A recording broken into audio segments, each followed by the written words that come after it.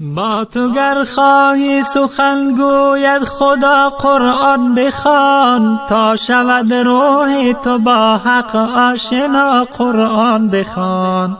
ای بشر یادی خدا آرامشی دل می‌دهد، دردمندان را بود قرآن شفا قرآن بخوان.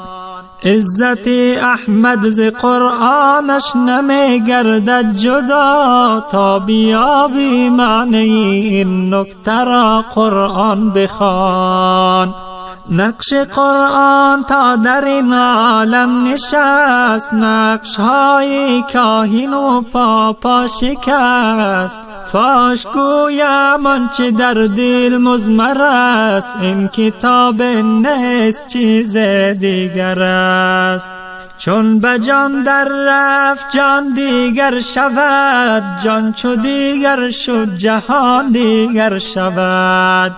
گر همه خواهی مسلمان زیستن، نیست ممکن جز به قرآن زیستن.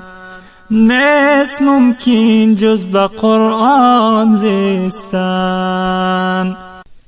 با تو گر خواهی